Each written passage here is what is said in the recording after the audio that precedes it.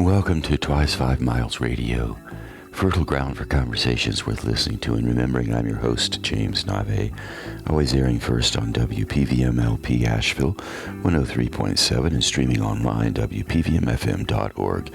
The voice of Asheville heard all over the world and on other community radio stations like KCEI, Cultural Energy Radio out of Taos, New Mexico. Thank you, Walter Parks, for our theme song. WalterParks.com for more on Walter's music. Thank you to Devine Dial for managing WPVM-FM on Wall Street in downtown Asheville. Robin Collier, thank you for managing KCEI, Cultural Energy Radio. If you'd like to reach out to me, Nave at jamesnave.com. Nave spelled N-A-V-E. I would love to hear from you. Thank you, Walter Parks, for our theme song. WalterParks.com for more on Walter's music.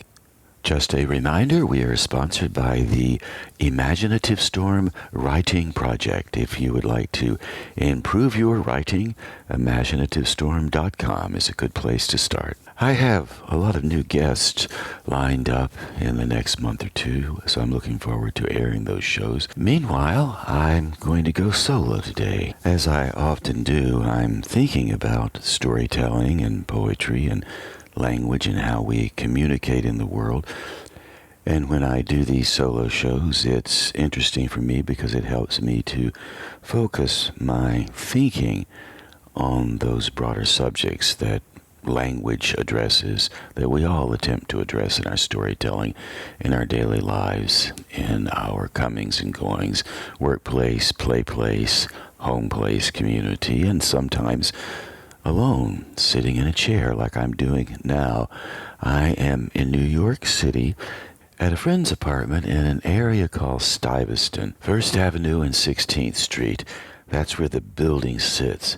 Stuyvesant area, or as people refer to it these days, StuyTown, is a complex of 110 red brick apartment buildings. And those apartment buildings are on 80 acres.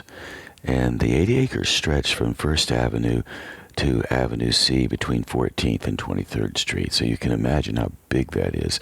It's a huge, huge area that houses around 27,000 people, give or take. And it was built between 1945 and 47 by Metropolitan Life Insurance Company. And the idea was to create housing for the veterans after World War II. Metropolitan Life kept the rents very low, and many of these apartments, I don't know exactly how many, but probably most of them, were rent controlled, which meant the rent could go up a certain percentage every year, but not so much that it would break the people who were living in the area. So today, many of the apartments here in StuyTown are still rent controlled. That said, many of them are not. So the market value of an apartment in StuyTown would run between $3,000 and $6,000 a month, which may seem like a lot to people who are living outside of the New York area, but here it's market rate. People work hard, they earn their money, they pay their rent. It's a young person's area, really, and because of that, people double up on the housing and share the space, which does reduce the rent and make it easier for everybody to afford to live here. Another thing that's interesting about StuyTown now, when you leave your building and you go out into the area where all the other buildings are, the trees are huge. The trees are sometimes 5 stories high. So in the summertime, this place is a forest. It's almost impossible to believe when you walk out of one of the buildings and look around that you're in a big city. It really does look like an easy, low-keyed city park anywhere in the world, really. So it's amazing to me. And of course, birds, squirrels, gray squirrels, black squirrels, occasionally a white squirrel will run by. They're all very active here. And this apartment that I'm in is really quiet. It's beautiful. It's on the 12th floor, and it has lots and lots of light. And my friend Paul, who lives here, was able to get this apartment from his aunt, who actually acquired it in 1960, 61, or 62, and kept it in the family. And Paul has had it as long as I've known him. I met Paul in 1996 at the National Poetry Slam Championships in Portland, Oregon, when he was filming there. And we got to know each other a bit. He even put me in his film. I did a terrible improv poem while I was serving hot dogs at the Poetry Slam Saturday afternoon baseball game, or it was a softball game, I think. Anyway, Paul and I got to know each other, and he invited me in 1996 to come and visit him in New York. I did. I came to this apartment. It's changed over the years because things evolve. People move. Paul now has a family. They live here and enjoy this place. It's spacious, well-appointed, lots of books on the shelf, nice overhead fan, a plant in the corner, some paintings on the wall, and a view out the window. Very, very nice.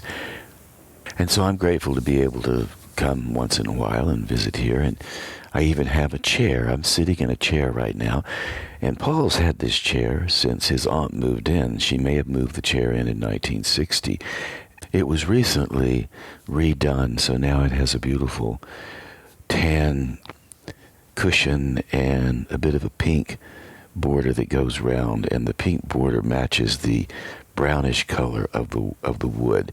So it's a beautiful chair. Paul will often say to me when I'm talking to him on the phone, he says, "Well, we saved your chair. Your chair is waiting for you to come and sit in." I don't come very much here, but when I do, I'm glad to have the chair. And in fact, I'm sitting in the chair right now. So in a sense, you're sharing this chair with me, which has been here for a long, long time. And as I sit here, I'm thinking about the first time I encountered New York, the first time I came to this city, and why I came to this city. And here's what happened. In 1972, 51 years ago, when I was 22 years old, I'd been serving alternate service. I was a conscientious objector, and in lieu of going to Vietnam to fight, I had applied for my conscientious objector status from the draft board in Asheville, North Carolina, and they had granted me this status. And what that meant as a conscientious objector, conscientiously opposed to the Vietnam War, the draft board allowed me to choose a job in the States that would serve the community, and one of the traditional jobs, of course, orderly in a hospital. So after I received my conscientious objector status, I managed to find this position at Wesley Nursing Center on Shamrock Drive in Charlotte, North Carolina. My job was really simple, 7 to 3 shift. I would get there at 15 minutes before 7 for the staff meeting. 7 o'clock, I would go on the floor. I would have 5 or 6 patients, and my job was really simple. Go in, ask them what they needed, see if they needed any kind of cleaning, change their bed sheets, whatever they needed, take breakfast, then give the patients a bath, then change their sheets, and spend the rest of the day helping the nursing staff take care of the patients up and down the hall. I believe I was paid $2.25 an hour, and back then that was enough to pay the rent. I think my rent might have been $60 a month. I didn't have a car. I rode a bicycle back and forth to work, and in fact, my bicycle was my only transportation when I was working for those 2 years. I enjoyed it. I loved getting up in the morning very early and riding my bicycle as fast as I could to the workplace. So when I would arrive at the workplace, I had a chance to take a shower, change into my work clothes, go upstairs and do the job. So by the time I hit the floor at 7 a.m., I'd already ridden maybe 10 miles or so on the nearly deserted streets in the early morning hours of Charlotte. It was delightful. Even in the wintertime, it was really great. I put the gloves on and wrapped up and rode really hard and got really warm and arrived at work and put my white work clothes on, starched and clean, and went on the floor, and the day just went by like lightning, really. It was quite fast, and I enjoyed working with those patients. Of course, I was 20 years old, and had been riding my bicycle all the time. So I was as fit as anybody could be, could not be more in shape, could not be younger, could not be more vital, could not have more of my life in front of me. On the opposite side, my patients were old, and they were at the end of their lives. So what I learned, what I remember most, and this happened often, and it happened with more than one of the patients. Reverend Gibbs, for example, he was a Methodist minister. He loved to smoke his cigars and watch the soap operas. I learned a lot about storytelling watching the soap operas with the patients while I was working at Wesley Nursing Center. So Reverend Gibbs would often tug me aside, tug my shoulder and say, or my sleeve and say, come here for a second. I need to tell you something. And he would have a frumpy old bathrobe on, and the cigarette or the little cigar ashes would sprinkle onto his uniform or his bathrobe. You know, you're really young. You're young, he would say. You're young. He said, now, what you need to do. So I'm listening. What do I need to do? I'm thinking. He said, you have to live. Don't wait. Don't wait to do anything. Go out there, live right now. Do it the way you want to do it. Now, I was doing what I thought I wanted to do, and I suppose even to this day, all these years later, I'm still thinking about, well, what am I going to do next? But Reverend Gibbs was talking about something different. He was seeing me and seeing some of himself in me, and by offering his advice to me, he was also saying to himself, maybe I didn't do as much as I would like to. Maybe I should have done more. And maybe it made him feel better with his cigar and his ashes and his bathrobe and his slippers and his soap opera on. Maybe it made him feel better to tell me that. Maybe he was thinking, well, if I can tell this fellow these ideas, and maybe this fellow will go out and do those things like I didn't do, then, hey, I've done something important. I still have relevance. Reverend Gibbs wasn't the only one to say that. Others said it in their own way as well.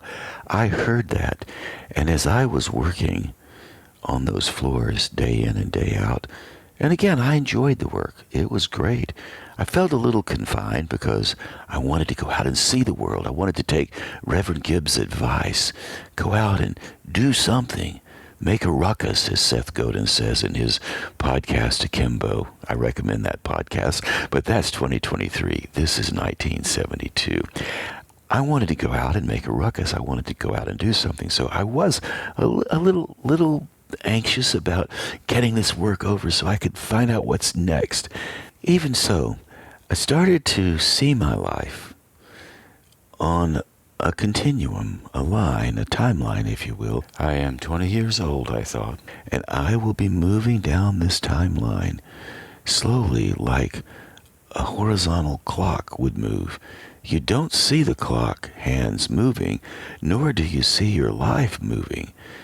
It's the now we're always dealing with, the eternal now, and yet that timeline was moving. So when I was going up and down those halls were straight like the timeline, from the nursing station down to the end of the hall where the bedrooms or the patients' rooms were, going back and forth.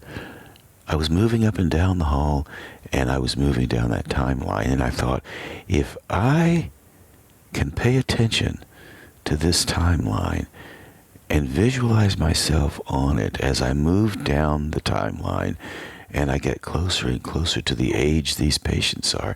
Now, I'm talking to you in my chair here at Paul Devlin's house in StuyTown, which was built in the 40s, just after World War II, and was very active in 1949, the year I was born.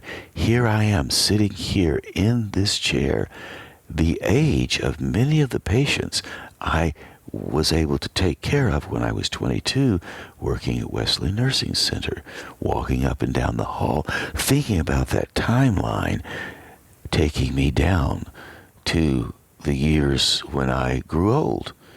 And now that I am in my 70s, it's hard to avoid the fact that, hey, youth is gone. Something else has replaced it. You lose a little bit in youth, you gain a little bit as time goes on, and things get replaced and thoughts happen, and here I sit. You might be wondering what I did with all the advice Reverend Gibbs gave me. Well, I wish I had a very specific answer to that. But as you may know, when somebody gives you a piece of good advice, like Reverend Gibbs gave me, you let it sink in. You don't necessarily act specifically on it. Maybe sometimes you will make a choice that's very specific, like I'm going to decide to go down this road instead of that road. Here we are at Robert Frost's poem, The Road Not Taken. Two roads diverged in a yellow wood, and sorry I could not travel both and be one traveler. And then, of course, you take one road and leave the other one behind. And later in the poem you say, I took the road less traveled by, and that has made all the difference. Often people will quote that last line, and that has made all the difference, with a bit of pride, as if they're trying to tell everybody that they have gone down the most unique, the most unusual road. They're the most individualistic amongst the crew they're talking to, when in fact the road you take is the most individualistic road you could possibly take, and anybody could possibly take, because it's your road and you're the individual. But it's not any more outstanding than the other roads that everybody else takes. So that's what I like about that poem. It's not a poem about how unusual I am. It's really a poem about how we are all more or less the same when it comes to life choices. And sometimes you let advice like the advice Reverend Gibbs gave me, which is to live, to be out there, do the things you want to do, you let it be a background song that's playing somewhere in your head, or sometimes you bring it forward and it becomes a very specific motivation for making a specific decision. Now, I had not had any of Reverend Gibbs' advice when I chose to become a conscientious objector. I'd never met Reverend Gibbs. I didn't have the job at Wesley Nursing Center. I was a 20-year-old fellow, having flunked out from college after having spent 2 years at a little junior college called Brevard College. Brevard College is still there in Brevard, North Carolina. It's now a 4-year school, but back then it was a junior college. They had classes 6 days a week, and going to chapel was on Wednesday night and on Sunday, I think. I was not a big churchgoer, but I conformed. I went, I listened to the services, because that was part of the whole show.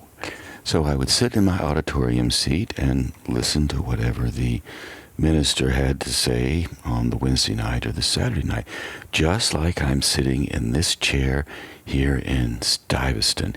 Now, the reason I'm here is because I'm on my way back from Paris. I've been in Paris since September 11th, and I just returned back to the States day before yesterday, stopped over to visit my buddy here in New York, and as I said, I'm headed down to the Leaf Festival. Now, I was in Paris visiting another friend. I'm a very lucky person to have many dear friends in my life, and I'm so grateful, and I hope you have the same experience with some of your friends. I am grateful those people are in my life. So I was in Paris visiting my good friend John van Hasselt. Now, what does John van Hasselt living in Paris in 2023 have to do with me sitting in chapel on a Wednesday night at Brevard Junior College in Brevard, North Carolina? Well, you probably have already guessed it. John was a student at Brevard College along with me. He and I knew each other. We met and became friends at Brevard College. So what does John van Hasselt have to do with my conscientious objector status? It wasn't what John van Hasselt did as much as how we interacted with each other as we got to know each other. I am a native Western North Carolinian, and I grew up in Asheville. And I grew up on Brevard Road. I grew up in the country. I've talked about this before on this show. John grew up in Holland. His father was the Dutch ambassador to Canada. John had a very different life than I had. When I met John, he was a couple of years older than I was. I was 18 at the time. It was 1968. He was 20. He was the foreign exchange student at Brevard College. He was the only one they had. He was the guy coming from Europe. When I was 18, my connection with anything beyond North Carolina was a trip to Washington. My parents took us on a couple of times when we were children. My brother David, Nancy, Sam, and I went on the trip with my mother and father to Washington. We'd occasionally go to Myrtle Beach, and I was aware that the world was bigger. There was more of the world out there. And sometimes when I would go to Myrtle Beach and stand on the shore, I would look out over the sea. You may have done this as a child, and I wondered what was beyond the sea. How come that's such a big horizon out there, I would think. And I would look and I would peer and I would think, well, I wonder where Europe is. Now, what I didn't know standing at Myrtle Beach was I was actually looking at Africa, because Europe, if you go north beyond above Montreal, and look out over the sea, that's what you would see if you could see all the way across the ocean. You would see Europe from that point of view. I was about 1,000 miles off and had no idea, standing there as a little boy looking out over the Atlantic Ocean. And so I was unaware of what the world was about. All I knew was what I had learned listening to my father's shortwave radio when I was a young boy, 8th grade maybe. He liked to fool around with the gadgets in his basement. He had a little radio shop in the basement, and he was always making little transistor radios and soldering things together. And he had this shortwave radio, and I would listen to that shortwave radio at night. Beep beep ba da da da dee dee dee, all kinds of stuff like that, and then I would hear some voice from another language coming over the radio, and it always seemed so distant, so far away, not unlike the stars in the moon, as that I enjoyed so much when I was a boy looking up from the fields out in the country in western North Carolina. So at Brevard College, when John showed up, in a way, getting to know him was my first experience with anything beyond my fairly limited scope. I just really hadn't been anywhere, geographically speaking, nor had I traveled very far, and I was quite aware that I didn't know much in 1968. I knew the Vietnam War was on. I knew that there were some politics happening. I had experienced the Kennedy assassination, Martin Luther King, and also Robert Kennedy. 3 people assassinated in that time frame. So I knew that stuff was going on. I just didn't know how it affected me or how it would affect me or any of the implications that I now understand all too well. So when I met John, I was a bit starstruck, because I'd never known anybody who had climbed the Eiger, never known anybody who could speak more than one language, never known anybody who could tell some fairly dashing stories about things he had done. I, on the other hand, I didn't have very many stories to tell. I had practiced judo in high school and did have a brown belt in judo, which I was very proud of, so I went around the campus telling everybody about my judo practice. That was my identity marker, whereas John had what I thought were many identity markers. He had climbed the Eiger, he could ski, he had traveled the world. His sister was a very famous photographer in Europe, and he had photos to prove it. He was a photographer as well, and he was taking photos for the yearbook on the campus. He was also a bit of a celebrity because he was the European exchange student. I was really taken by all of that, but I wasn't so much taken by John, even though I really did appreciate getting to know him and still to this day consider him one of my absolute closest friends. What I appreciated was the spark that somehow landed in my imagination, a spark that John maybe suggested by just a story that he told. So when you're telling your stories to people, be aware that even though your story might seem insignificant to you, it could spark something really powerful in somebody else. So respect those stories that you're telling. We were too young to know about respecting stories we told. We just jabbered and talked because we were young, and that's what we did. But in all of those conversations, I came to realize how big the world was. And in some ways, John was the physical embodiment of the shortwave voices I had been listening to when I was a boy. So one of the ways I was influenced, of course, as so often you are influenced when you go away to college or to some adventure somewhere with a group of people, the conversations influence you. My conversations influenced me. John, a fellow named Dave, a fellow named Steve, another guy named Andy. I'm trying to remember all these people. We just talked. And in those conversations, I realized how little I knew. I thought, I have no idea what's going on in Washington. I don't really know much about Vietnam. I don't know about any of the other situations around the world. I was ignorant, really, of politics, ignorant of the news. Of course, I'd watch the news when I was a boy on the television. We would watch the evening news. Sure, I remember the Cuban Missile Crisis. I remember being so afraid, thinking that I was going to die because the Russians were going, or the Soviets, who were Russian, were going to launch nuclear weapons from Cuba and land on my head. I was terrified, but I didn't have any background other than the television.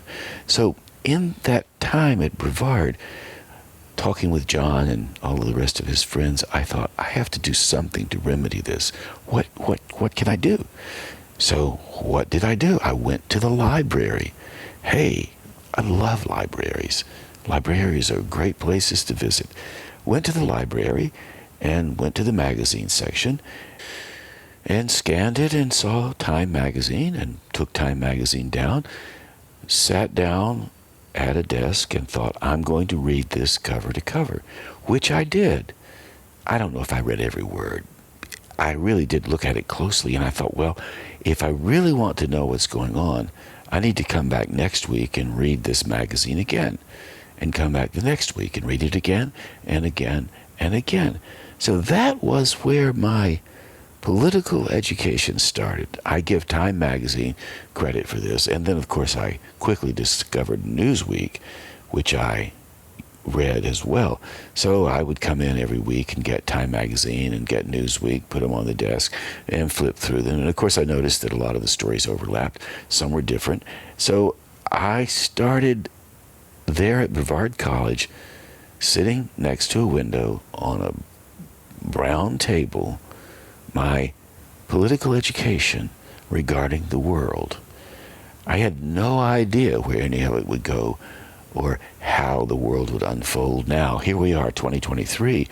We all know how complicated the world can be and how dangerous it is and how uncertain we are. In 1968, the population of the world was about 3.5 billion people. So we've just a little more than doubled the population of the world since 1968. So you double the population, you're going to have more complications, and we're seeing all that play out now. I'm grateful that I picked up the Newsweek and the Time magazines back in 1968 and started to read. It certainly helped me get a little more stable around my knowledge. Did it really help me to make a quote-unquote difference in the world? It probably did. Am I better off for it? Absolutely. I'm a big fan of education. It took me a long time to understand the broad sense of education that can be available to all of us. I am a big fan of going to college. I like school. I think going to school, going to college, getting an education for the sake of learning is probably one of the best things you can do in your life. Of course, you can learn in many, many ways, and college isn't required for everybody to learn. I just love the idea of continuing adult education, whatever approach you take. For me, the college experience at Brevard was my first taste. I said earlier, I flunked out of Brevard. I didn't have an appreciation for education when I went to Brevard. At least it wasn't a traditional appreciation, and it was also probably because I didn't know how to study. I didn't know how to do math. My high school education was not that great, actually. Maybe because I just didn't understand how to go about learning. It took me a long time to figure that out. I later went back to college when I was in my 30s after I had flunked out of Brevard College and got an undergraduate degree in, guess what? International relations, with a focus on the poets in Russia. And I got that degree at UNCA. So I finally figured out, for me, the value of a university education, which is, it just taught me how to appreciate learning. That was all it was. I don't know if I ever used it for a job or not, my degree, but I do to this day enjoy having the background that I do, and it goes all the way back to that Time magazine and that Newsweek that I picked up all those years ago. It goes back to John and the influences he had on me, making me realize, oh my goodness, there's a big world out there. So that was 1968 and 69. And then in the summer of 1969, John and I got to know each other because he had finished his stint at Brevard College. He was headed down to Mexico to go to I think the American University down there, and he had a summer to spend. So he and I rented a little cottage at a place called Lake Sega Road in Brevard, North Carolina. And I was going to summer school because I was trying to make up for classes I had flunked. And I was trying to learn how to study, and I did okay with it. John was just floating around waiting to go to Mexico. He had a little bus, a Volkswagen bus with a peace sign painted on the back. And we lived in this cabin. And 1969 was the year that the astronauts landed on the moon. Now, what's really interesting about this, when I was in the 7th grade in 1959, my seventh grade teacher who taught all the classes, we only had one teacher per year, his name was Mr. Ramsey. During the science section of our day, he stood in front of my 7th grade class and said, there's no way men can ever land on the moon. And I wouldn't say that was when my education began, and I don't know if what Mr. Ramsey said when I was in the 7th grade was part of the reason why I took the Newsweek and the Time magazine off the shelf. It might have been, but I do remember sitting there listening to Mr. Ramsey. He had a flat top, crew cut, gray hair, tall fellow, could have been a basketball player, muscular, in pretty good shape. He must have had other jobs as well. And he had a tie, and he had his trousers, and he stood in the class and taught. But I do remember when he said nobody can ever land on the moon, I thought, this man is wrong. Mr. Ramsey doesn't know what he's talking about. I disagreed with Mr. Ramsey. And as it turned out, in 1969, when John and I were living in our little cabin at Lake Sega, we had this tiny black and white TV. And it was wee hours of the morning. And we watched the moon landing on that tiny black and white TV. It was maybe raining. There were some bats flying around because we had bats in the house.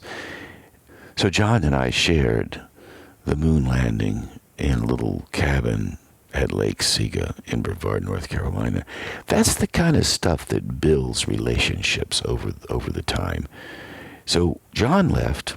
I went back to college for my second year at Brevard and didn't hear much from John. He was down in Mexico, maybe a postcard once or twice, who knows. We were college buddies, no big deal. That said, when I finished Brevard College in 1970 and I was 20 years old, I decided to hitchhike to Colorado, because I knew John was driving that very same Volkswagen bus up to a girlfriend's house in Denver. So I decided that I was going to hitchhike to Denver in June of 1970 and meet John and hang out with him because we were friends.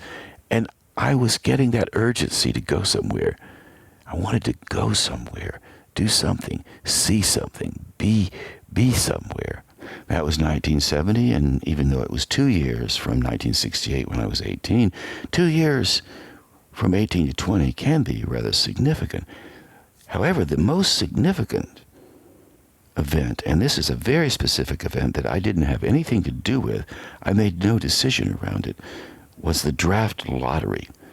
And back then, you ended up with a number from 1 to 365.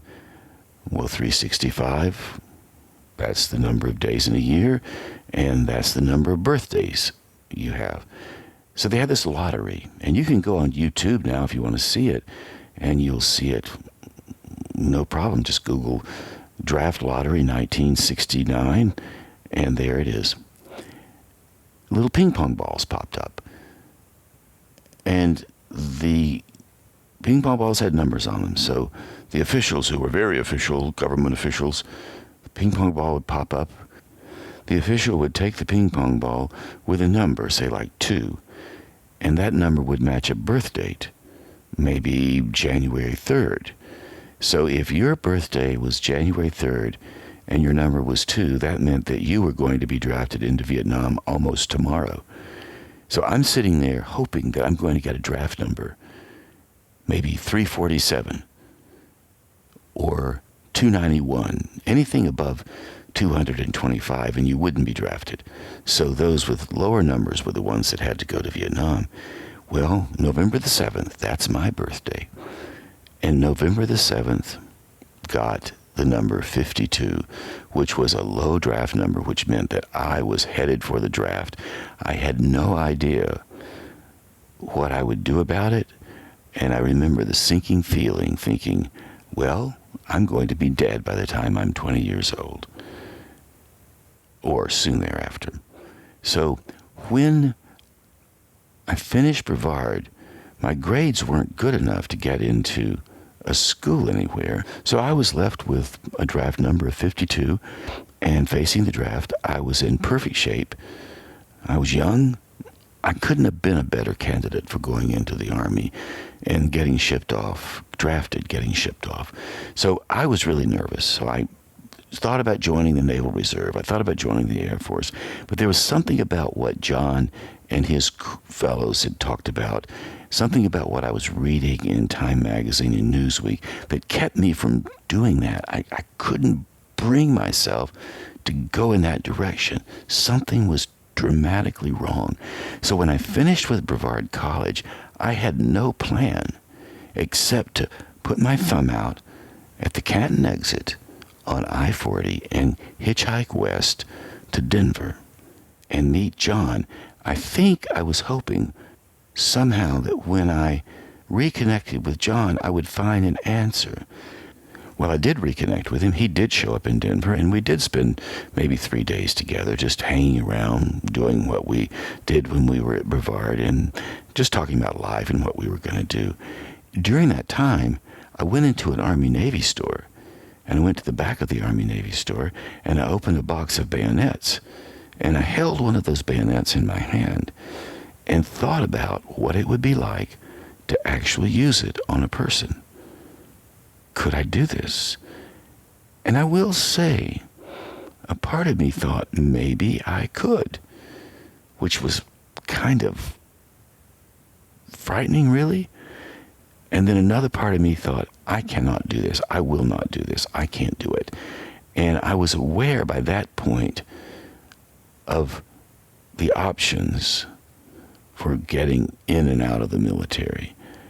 I knew there was a conscientious objector option, and there was something about holding that bayonet that made me decide to apply for my conscientious objector status.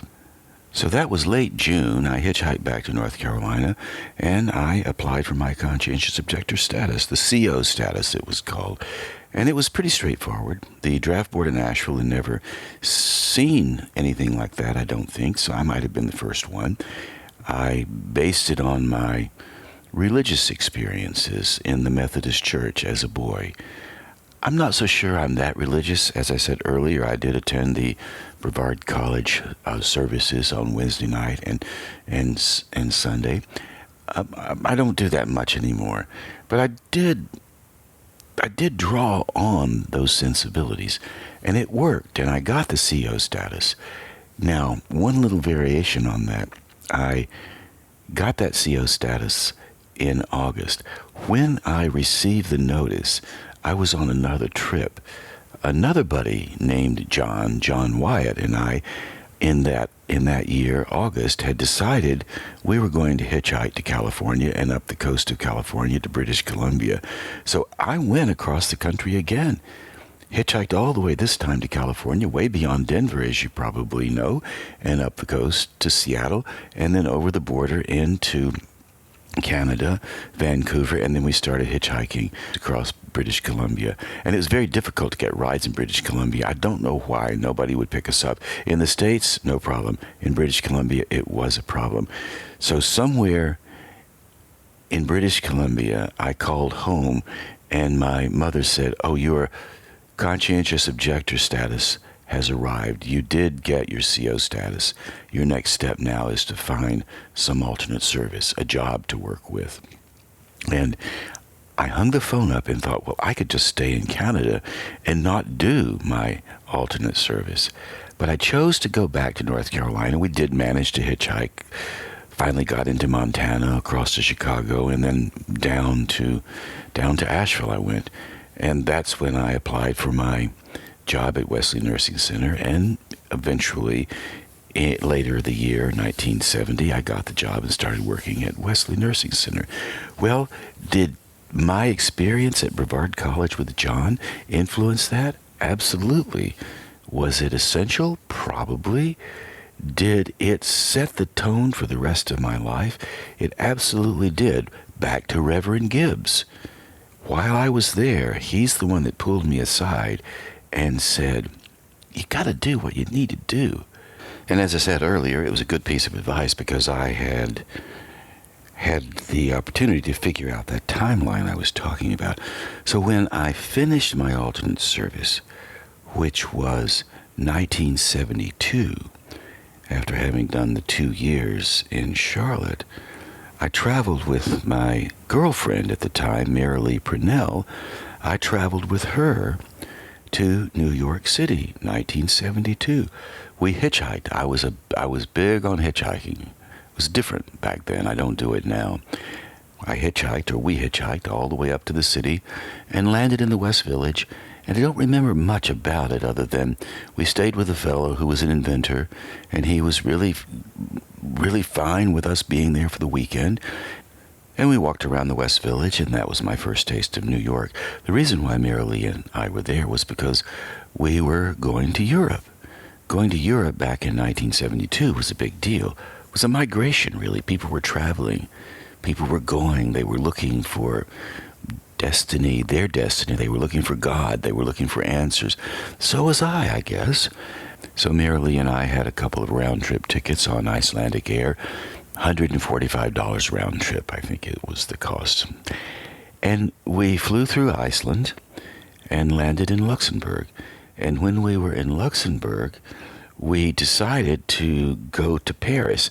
It was September. It was already getting cool in Luxembourg. We didn't really come prepared. We were going to camp out along the road. Unfortunately, we only had one sleeping bag. My idea had been, we'll buy our equipment when we get to Europe. I was thinking Europe would have lots of camping stores. Didn't really have that many, or at least I didn't know how to find them. So Mary Lee and I landed in Luxembourg, and we decided to go to Paris. And off we went to Paris, September 1972. And when we got there, this fellow offered me a job helping him move furniture. But I really wanted to go out and be part of the youth movement. I didn't really want to move furniture. So I did it for a day or two, and then I bagged it. Well, the trip was terrible. We had a horrible time, really. We were so confused, and we didn't know what we were doing, and we just bounced around and wandered about. And after about 5 or 6 days, if that, we decided to just return to the States. So Marilee and I came back to the States and settled into a life that led us through our 20s. Marilee and I didn't stay together, although we did continue to know each other for the rest of our lives. Sadly, she left this earth about 3 years ago due to cancer. So many people go down because of cancer. You know that as well as I do. And I wish I had the time here to tell you all the stories that happened to me, to Marilee, and to all the other people in our 20s. Since we don't have that time, what I will say is, when I was 31, I was an adult returning student, and I went back to college at UNCA, as I mentioned earlier, to get my undergraduate degree. And that was when I learned how to study. That was when I was able to use the information Reverend Gibbs gave me, really fill it out, really make things happen. And so I went to UNCA when I was 31 years old. And I was there from the time I was 31 until the time I was 35. I studied international relations. I studied French. I studied theater. I enjoyed every minute of it. I got good grades. I think I graduated in 1985 with a 3.8 grade point average. So much better than my poor little slim 1.6 grade average when I finished Brevard College. So when I graduated in 1985 from UNCA, I decided to go to Paris. Now, John was living in Paris. Lo and behold, he had moved to Paris. He had a little flat on Rue Dauphine, which is in the 6th arrondissement, and he was living there. We exchanged postcards. I got his phone number from his sister, who was in fact living in Seattle. I rang him up and said, "Hey, man, are you in Paris?" He said, "Yeah, sure, I'm here. Come on over." So I bought a ticket, and in June of 1985, I went to Paris to see John. And he was living in this little flat, and guess what? He's still in the same flat to this day. It's a 300 square foot, more or less one-room apartment on the top floor of one of the beautiful Paris buildings that they've been there since the 1700s or longer. Who knows? And I visit John often. Over the years, we have become like brothers. He's family. It would be fair to say that even though we share no blood, he's my brother. And when you have that kind of depth in a relationship, it's something to be grateful for. Back to Reverend Gibbs. That may have been what Reverend Gibbs was talking about when he said, really make the best of it, because when you get old, all you will have will be your memories. All you will have will be your experiences to draw on. And sure, it's one thing to sail the 7 seas and have the great adventures and watch the waves come and the sunrise come and the rest of the adventure happen. That's one thing, and I've done plenty of that. But what I really value, I value the people that I care about, the loved ones, like John, who is still in Paris. And here I sit at Paul's house, and Paul's family with his daughter and his wife Emily, and I'm so grateful for that. So I'm sitting in this chair after having just returned from Paris visiting John. Now we're in our 70s. I'm reminded of the line of poetry that I often quote. Charles Wright wrote it in his poem Lonesome Pine Special. I have quoted it before. It's worth taking another run at it right now. It's about beauty. And what is beauty? Are we talking about beauty as something that looks gorgeous on the wall? Are we talking about a face? Are we talking about design? Maybe everything is beautiful. But here's what Charles Wright says about beauty, and I tie this to love and relationships and friendships and the depth that we have with the people we care about. Charles Wright says, "It's true, I think, as Kinko says in his idleness, all beauty begins with disappearance, the bitten edges of things, the gradual sliding away into tissue and memory, the uncertainty and dazzling impermanence of days we beg our meanings from, and their frayed loveliness." I'll say it again. It's true, I think, as Kinko says in his Idleness, all beauty begins with disappearance, the bitten edges of things, the gradual sliding away into tissue and memory, the uncertainty and dazzling impermanence of days we beg our meanings from, and their frayed loveliness. So when I think about Reverend Gibbs back at Wesley Nursing Center, and his frayed loveliness, his cigar, his robe, the ashes on his robe, I think of beauty. I told you I met Paul Devlin in 1996 at the National Poetry Slam Championships in Portland. That's a different story. It's another story. It's a very rich story. Paul and I have been friends since then, and it's beautiful. We have aged. Beauty, the frayed loveliness, the uncertainty, and dazzling impermanence of days we beg our meanings from, and their frayed loveliness. You never really think about a day as having frayed loveliness, and yet the days do go fast, they do fray, they do drift into the night, and the uncertainty is always there. I think Reverend Gibbs wanted me to know that. So now, here I sit telling you this story. I'm recording it on my laptop into a program called Hindenburg Journalist. It's an editing program, and I'm watching the time signature go across my screen. No different than what Reverend Gibbs was talking about. Each little word that I say appears on the screen as a time signature, as a vocal signature, as a voice signature. And some go up and some go down depending on how loud or quiet I am. And that's the rhythm of our lives. So when I was a young boy in my father's radio studio down in the basement listening to that shortwave radio, I knew there was more. When I met John at Brevard College, he's confirmed that knowledge that I had. And then when I hitchhiked, I found out more. When I went back to college, I learned some French and I found out more.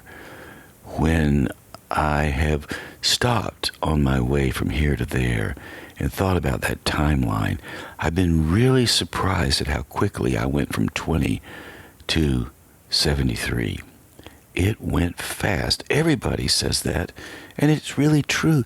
But you know, time does not go fast or slow. Time simply exists, and we move through our lives inside the frames that we create for ourselves. We call that time. And I'm glad for time. It's a theme. It's a beautiful theme to think of, especially when you have no watch on your wrist, and especially when you're not looking at your smartphone trying to figure out what time is it. The time is right for us to all do what Reverend Gibbs said to do. And I am thinking right now of him, the retired Methodist minister. And all these years later, it's as if he's right here in his chair as I am in my chair, talking to the world, preaching. Reverend Gibbs was a preacher. I am not a preacher, but maybe I would like to be. So with that note, I'm going to say amen. Thank you, Reverend Gibbs. I'm going to say to all of you out there listening, thank you ever so much. Doing this radio show has been one of the greatest pleasures of my life. Not this specific show, but the entire 7 years that I've been working in this environment. Community radio. We're all about each other, or at least we try to be. And on that note, hey, you've been listening to Twice 5 Miles Radio, fertile ground for conversations worth listening to and remembering. I'm your host, James Nave, always airing first on WPVM LP, Asheville 103.7, and streaming online, WPVMFM.org, the voice of Asheville, heard all over the world, and on other community radio stations like KCEI, Cultural Energy Radio, coming out of Taos, New Mexico. Thank you, Walter Parks, for our theme song, walterparks.com, if you'd like to know more about Walter's music. Thank you, Devine Dial, for managing WPVM-FM on Wall Street in downtown Asheville. We do appreciate it. Robin Collier, you and Taos, Cultural Energy Radio, KCEI. You broadcast all the way up into Colorado. I appreciate that, and so do many others as well. So thank you, Robin Collier. And if you'd like to reach out to me, I would love to hear from you. Nave at jamesnave.com. Nave is spelled Nave. I love to tell stories. I would really like to know yours. So if you have one to tell, feel free to send me an email, and I'd love to hear it. And we can connect and make that happen. And I'd like to remind you that we're sponsored by the Imaginative Storm Writing Project. If you'd like to improve your writing, build up your writing chops, be part of a community, ImaginativeStorm.com is a great place to look. I host a free workshop every Saturday, 10 a.m. Mountain Time, noon Eastern Time, with my creative collaborator on Zoom. Her name is Allegra Houston, and we're on Zoom, as I said. So I hope you can join us. So there you go. End of this story. More stories to come. I'm glad you're with us. I'm glad you're listening to this, and I do appreciate it, and I will catch you on that turnaround somewhere down the line.